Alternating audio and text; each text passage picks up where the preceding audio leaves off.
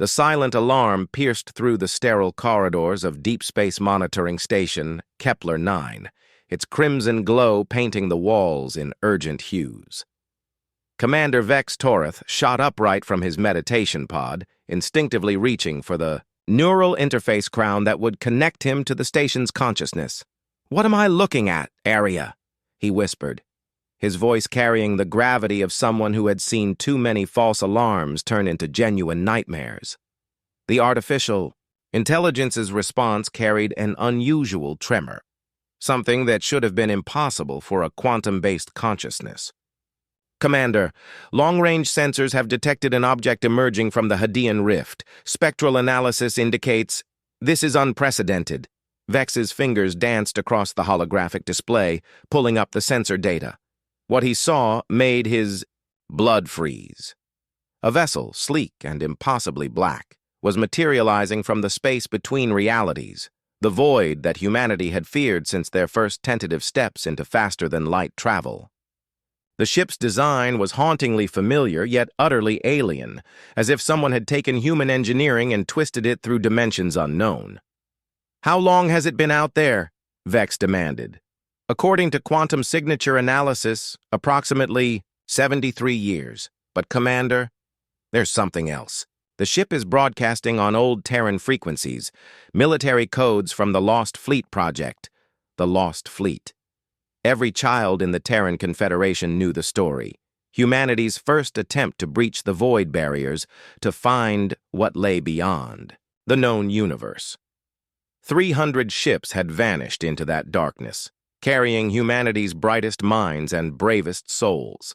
That was 73 years ago, and not a single transmission had ever returned. Until now. Lieutenant Cass Rayen burst into the command center, her usually pristine uniform disheveled from sleep. "Sir, we're receiving structured transmissions from the object. It's requesting docking clearance, using Captain Drix Morven's personal authorization codes." Vex felt the universe tilt around him. Drix Morven had been the commanding officer of the flagship Prometheus Dawn, the vessel that had led the Lost Fleet into the void. A man Vex had served under as a young ensign, a mentor who had taught him that sometimes humanity's greatest strength was its willingness to leap into the unknown. "Impossible," he breathed. "Run a full spectrum analysis on those codes. Check for quantum echoes, temporal distortions, anything that might explain—" "Sir," Arya interrupted, "the vessel is accelerating toward our position. Estimated arrival in 4 hours. And, Commander, I'm detecting life signs aboard. Human life signs." The implications crashed over Vex like a tidal wave. If the Lost Fleet had returned, if they had survived 7 decades in the void, what had they found out there? What had they become? The space between realities was said to be inhabited by things that existed outside conventional physics, entities that could reshape matter and consciousness at will. As he watched the black ship grow larger on his screens, Vex realized that humanity was about to face a reckoning. Whatever emerged from that vessel would either herald a new age of wonder or signal the beginning of their extinction. The void had finally returned their lost children, but children had a way of growing up in the dark.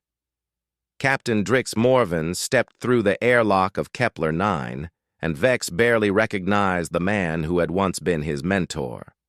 Where Morven had been tall and commanding, he now seemed to exist in multiple dimensions simultaneously, his form flickering between solid matter and something that hurt to look at directly. His eyes held depths that spoke of universes within universes.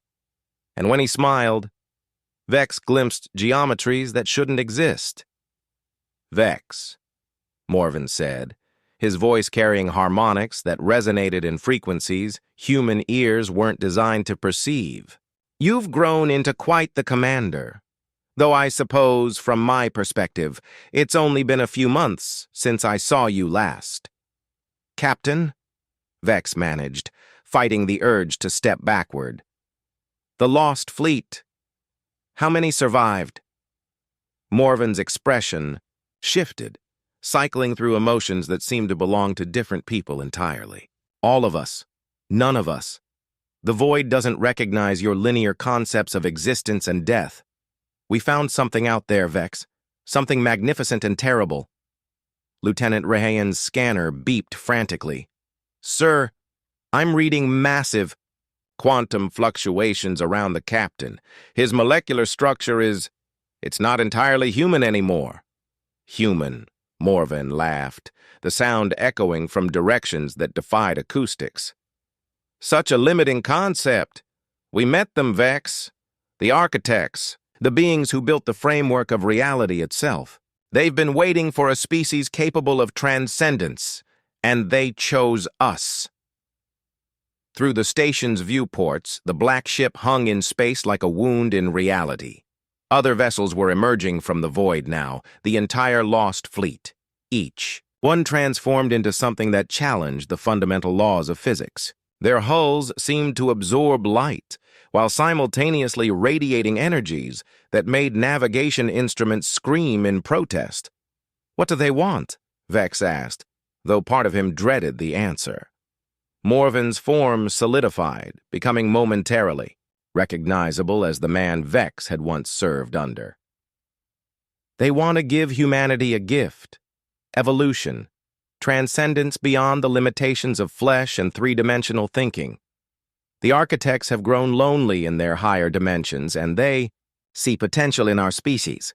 And the price? Everything we are, everything we were. To become something greater, we must let go of our attachment to singular existence.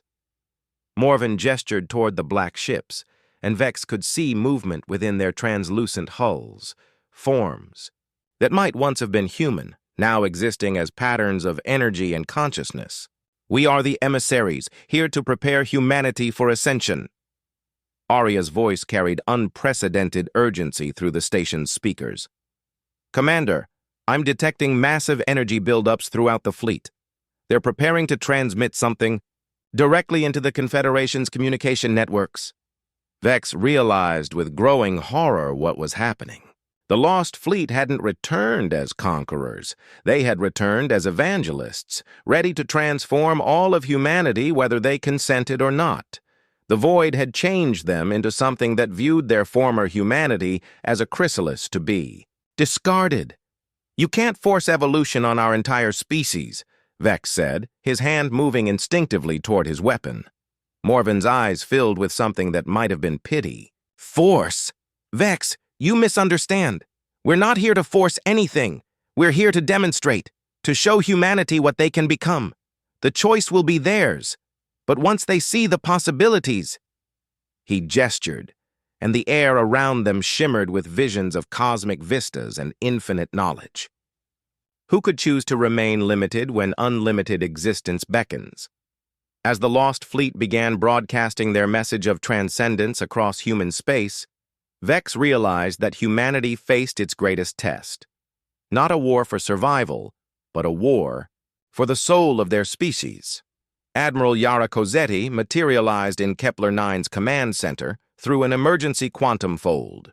Her arrival preceded by the distinctive shimmer of military-grade translocation technology.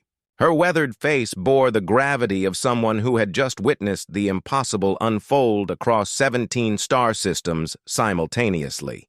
Commander Torith, her voice cut through the chaos of overlapping alarms and status reports. Report, Admiral. The Lost Fleet is broadcasting on all channels. The transmission isn't just communication, it's some kind of consciousness expansion protocol. 12 colonies have already reported mass changes in their populations.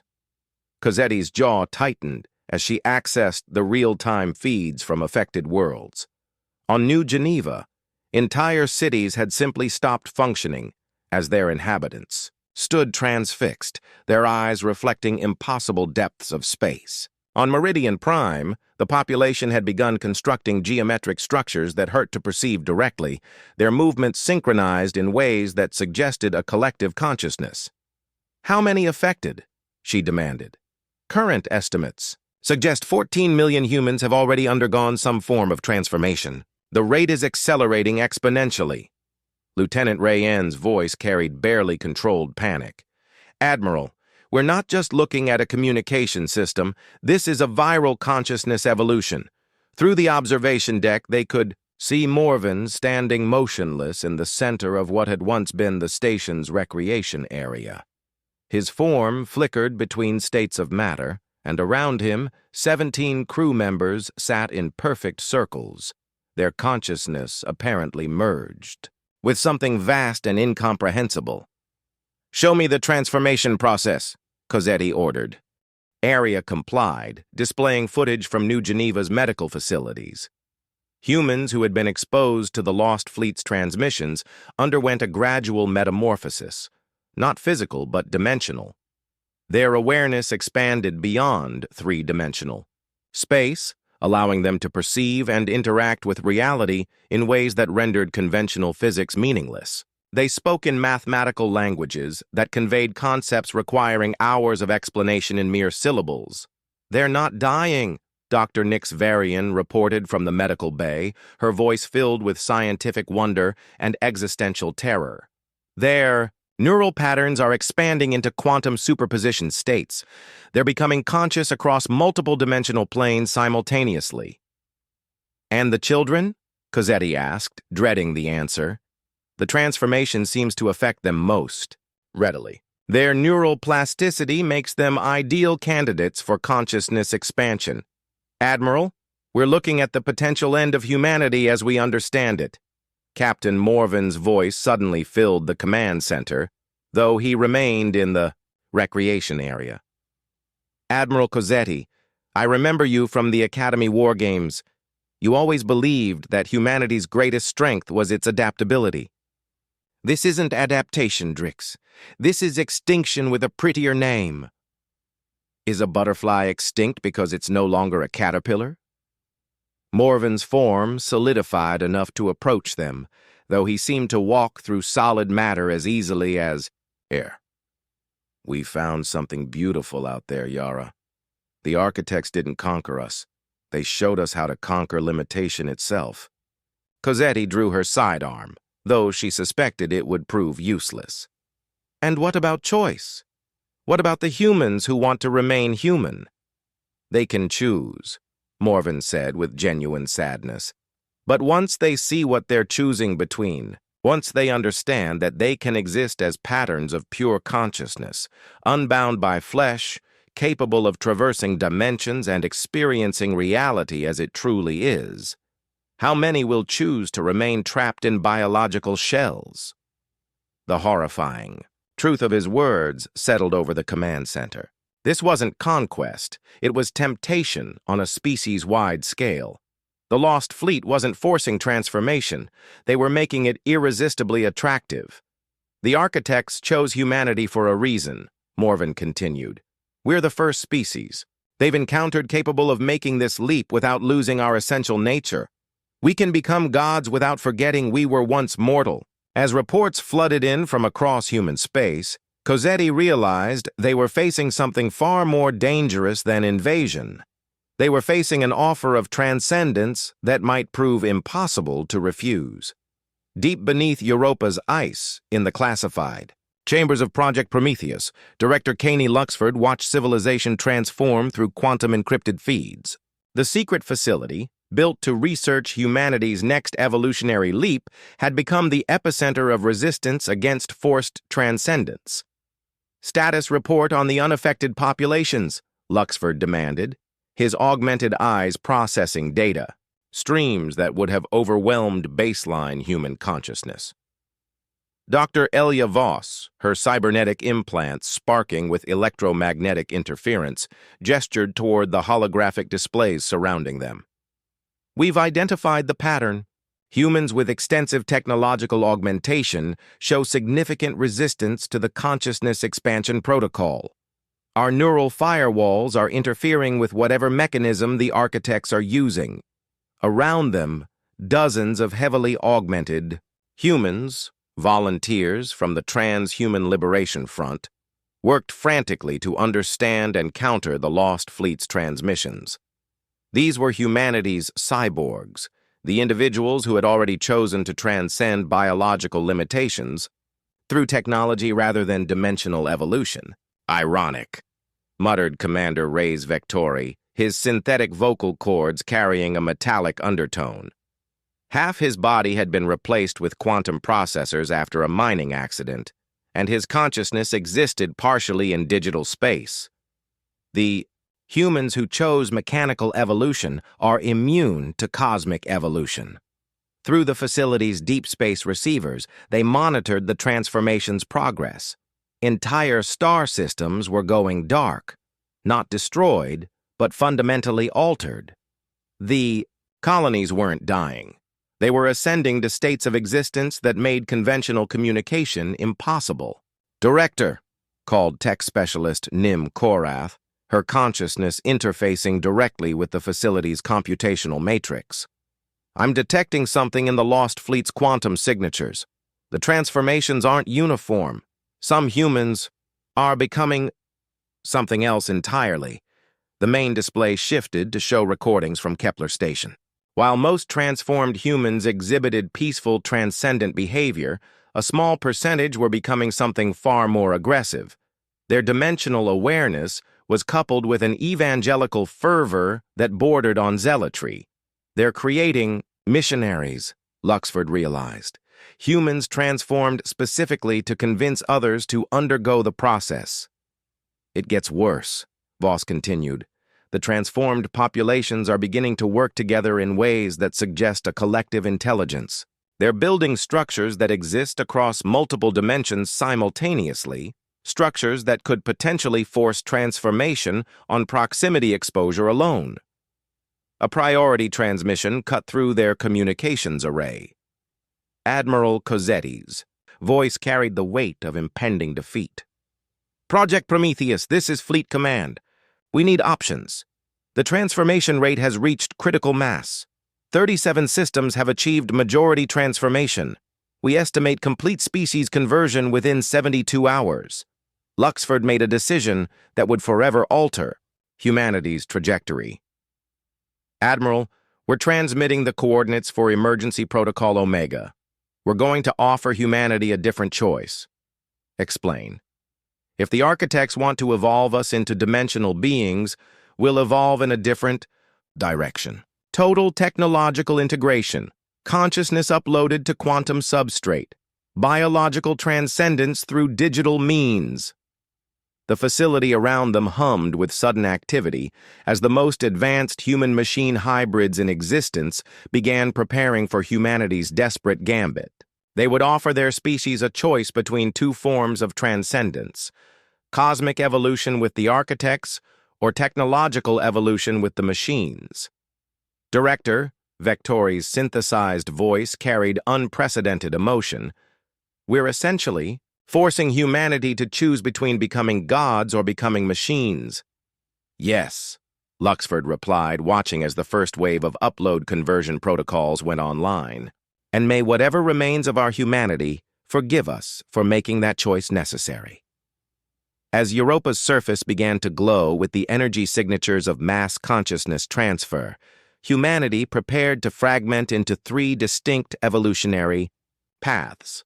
Those who chose cosmic transcendence, those who chose technological transcendence, and those who chose to remain stubbornly, brilliantly human.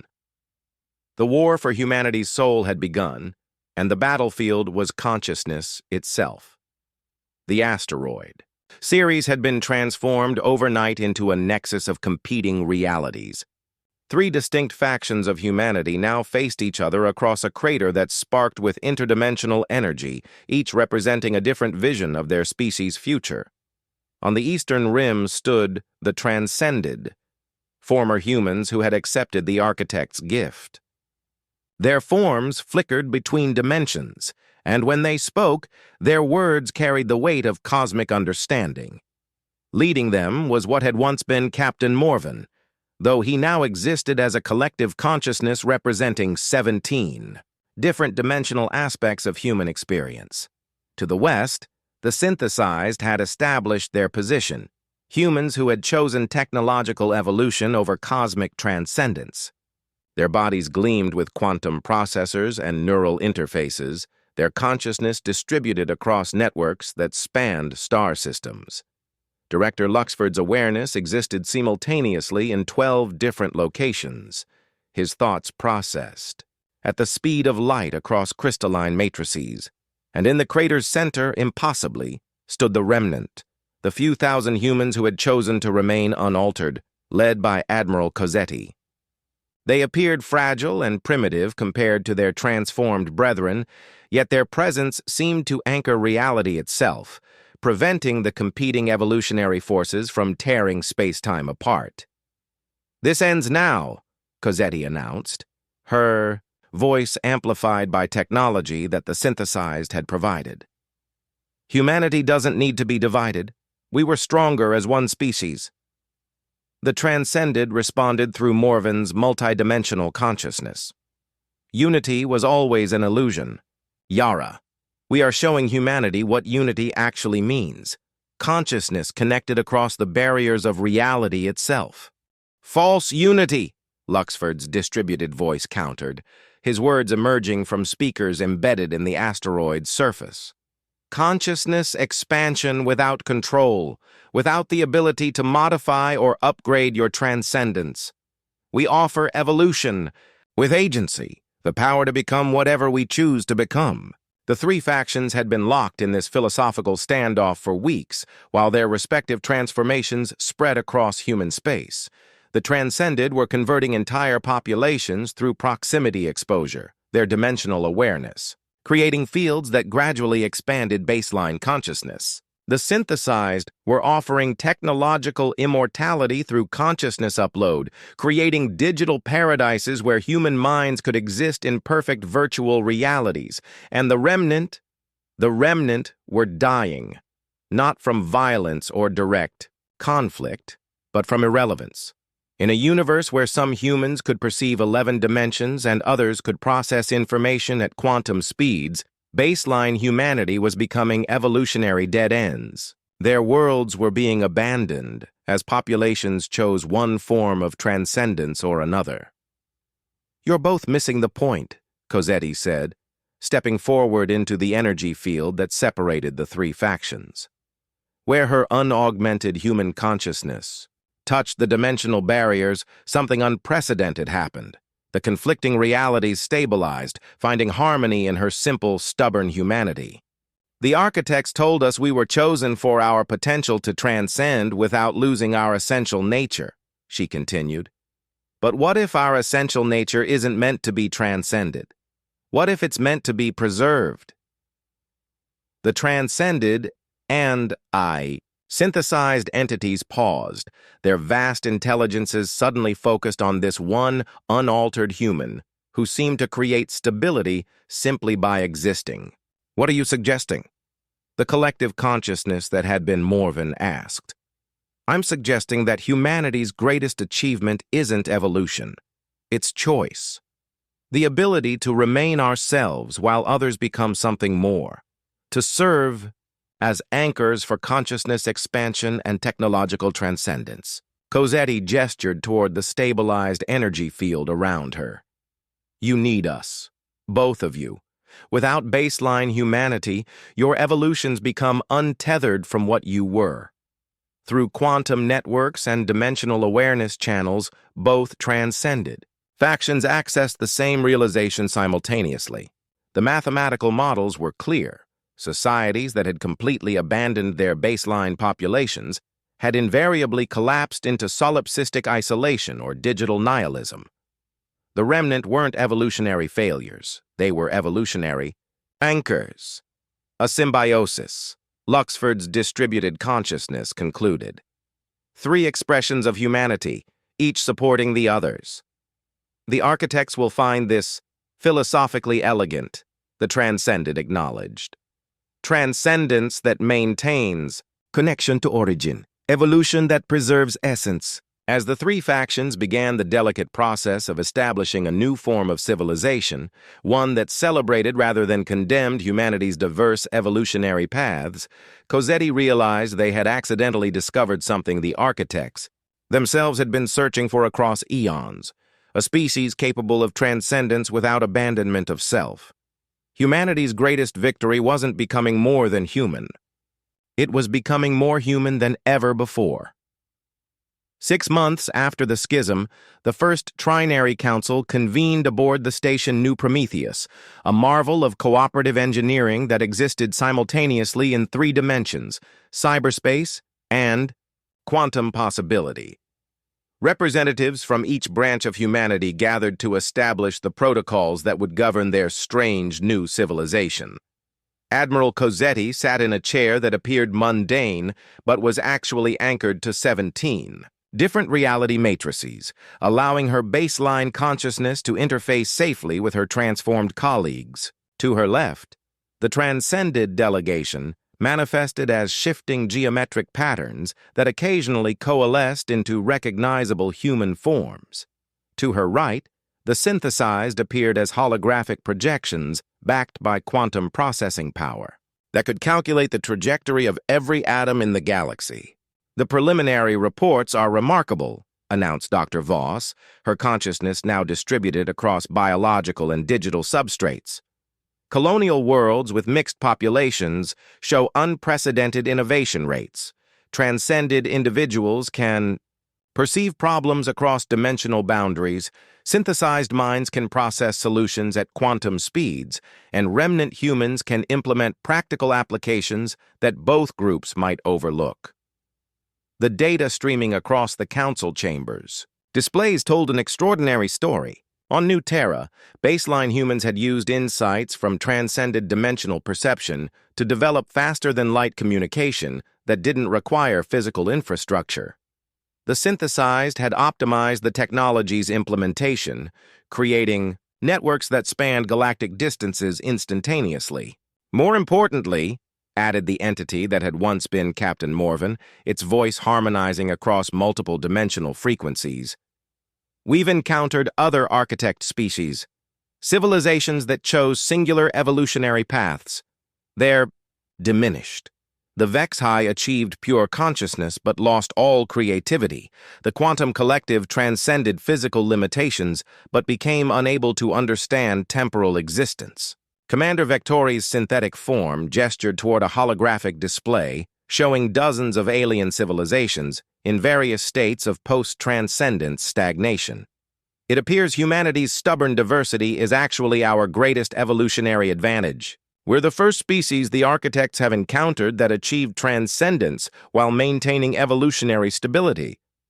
The revelation had profound implications. Across the galaxy, other civilizations that had encountered the architects had either rejected transcendence entirely, usually leading to their extinction, or embraced it completely, resulting in evolutionary dead ends. Humanity had accidentally pioneered a third path, selective transcendence that preserved the species' adaptive potential. "The architects want to study us," the Transcended Collective reported. "Not to understand our biology, but to understand our sociology. How a species maintains coherent civilization across 3 distinct evolutionary states." Cozzetti leaned forward, her unaugmented intuition cutting through the complexity of quantum analysis and dimensional perception. "What do they want in return?" "Partnership," the synthesized delegation replied through Luxford's distributed consciousness. "They want humanity to serve as guides for other species facing the transcendence choice. We've apparently solved a puzzle they've been working on for millions of years." The implications were staggering. Humanity wouldn't just be another species that had achieved transcendence. They would become the template for how conscious beings could evolve without losing their essential nature. The stubborn minority who chose to remain baseline human weren't holding their species back. They were enabling their species to become something unprecedented in cosmic history. "There's more," the Transcended added, their geometric patterns shifting to display visions of vast stellar networks. "The architects are offering access to what they call the Coordination, a galaxy-spanning collective of species that have achieved stable transcendence. Membership would give us access to technologies and knowledge accumulated over geological time frames." "And the price?" Cozzetti asked, though she suspected she already knew. We serve as mentors and guides for other species approaching transcendence. We help them navigate the choice between evolution and extinction, using our model of selective transcendence as a template.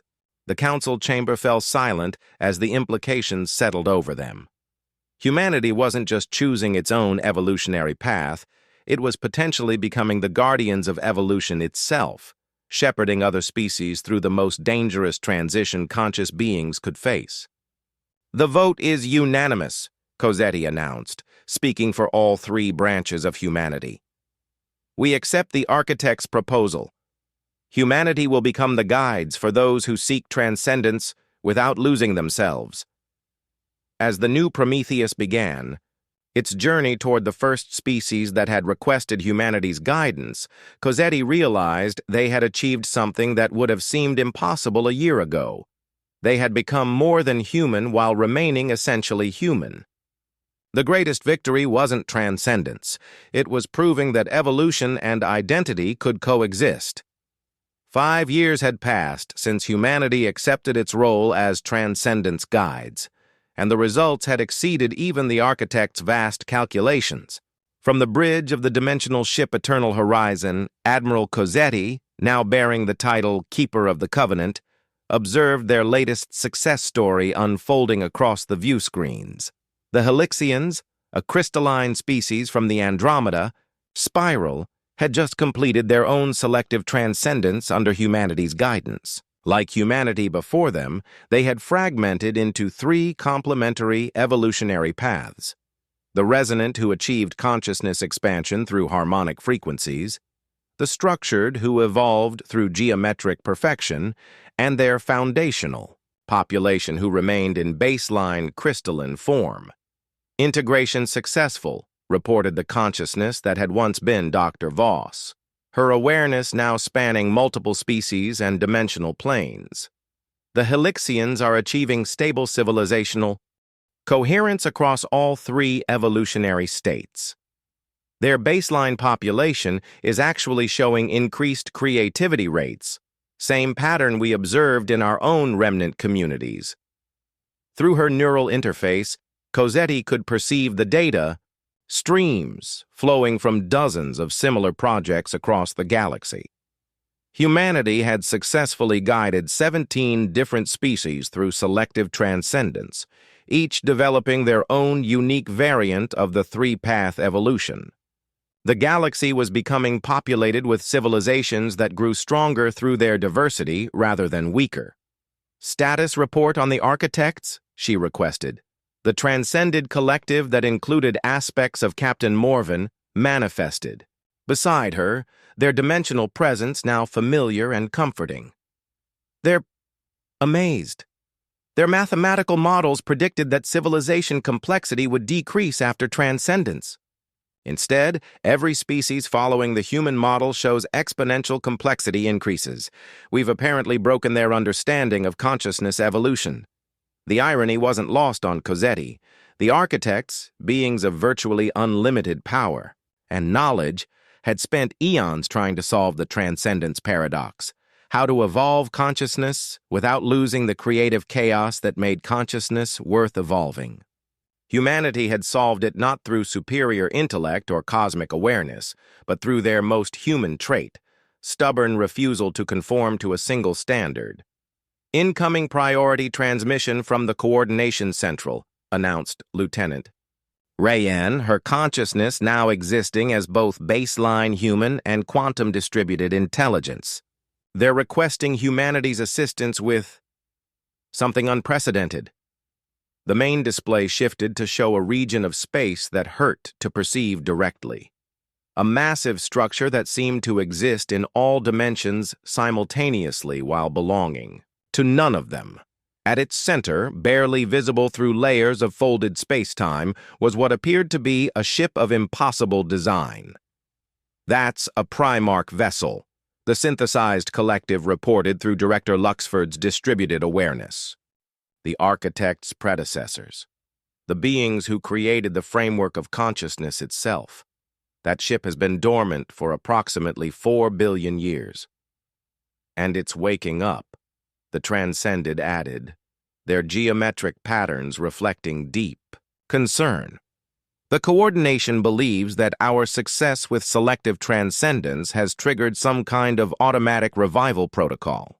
The Primarchs are returning to evaluate what we've accomplished. Cosette felt a familiar chill, the same sensation she'd experienced when the Lost Fleet first returned from the void. What do they want? Unknown. The Primarchs exist on a consciousness level so advanced that even the architects can barely comprehend their motivations.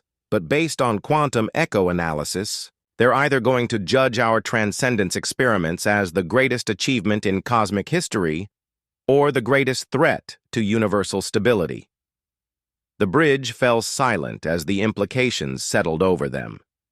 Humanity had gone from a single planet, species to galactic transcendence guides in less than a decade. They had solved puzzles that had confounded beings older than their solar system. And now they faced evaluation by entities that had literally invented consciousness as a cosmic force. Recommendations? Cosette asked, though she already knew what the answer would be. We do what humanity has always done best, the three factions replied in unprecedented unison. We remain ourselves while becoming something more. We face the unknown with curiosity instead of fear. And we prove that consciousness isn't meant to be perfect. It's meant to be creative. As the Eternal Horizon began its journey toward the awakening Primarch vessel, Cosette realized that humanity's greatest adventure was just beginning. They had transcended their limitations not by abandoning their humanity, but by embracing every aspect of what made them human, including their magnificent refusal to accept that. Transcendence required sacrifice of identity. The black ship that had returned from the void had indeed changed humanity forever. But the change wasn't transformation into something alien. It was evolution into something more human than ever before. In a universe of beings who had chosen between consciousness and creativity, humanity had chosen both, and in doing so, had become the shepherds of infinite possibility. The dawn wasn't ending. It was infinite, and humanity would greet whatever came next with the same stubborn optimism that had carried them from cave paintings to cosmic guardianship. They were still human, still impossibly diverse, still brilliantly chaotic, and that, perhaps, was the most transcendent achievement of all.